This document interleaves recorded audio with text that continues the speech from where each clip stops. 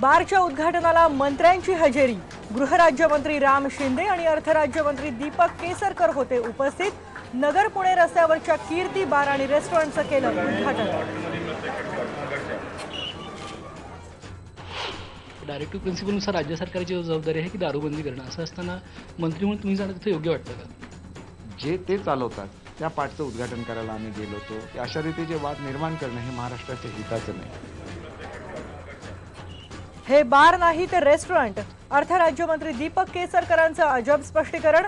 मीडियानं चुकीचं वार्तांकन केल्याचं म्हणत मीडियावरच डागली तो। मेमोरंडम त्यांना प्रिंट करून देताना तो फोटो आहे त्या काळातला, म्हणजे या 4 महिन्यातला 3 महिन्यातला, अशी 3 वेळा आम्ही दिले, पण दुर्दैवाने कसं आलं ते मला नाही समजू शकलं। अवकाळी पावसाच्या मदतीवरून घोळ सुरूच।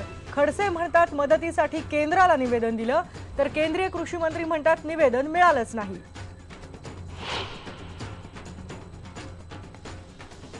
येत्या 1 जूनला मान्सून धडकणार केरळमध्ये, हवामान खात्याचा अंदाज। पण अल निनोमुळे पाऊस कमी होण्याची शक्यता।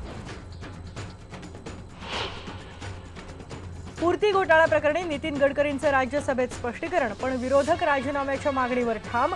गडकरींच्या उत्तरादरम्यान प्रचंड गदारोळ।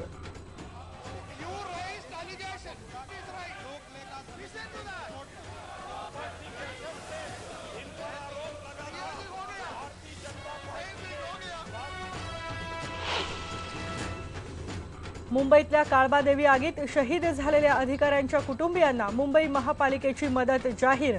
कुटुंबियांपैकी एकाला पालिकेत देणार नोकरी, मुलांचा खर्चही पालिका उचलणार।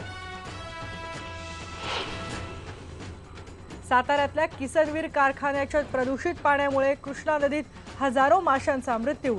IBN लोकमतच्या बातमीनंतर पर्यावरण राज्यमंत्र्यांनी दिले कारवाईचे आदेश।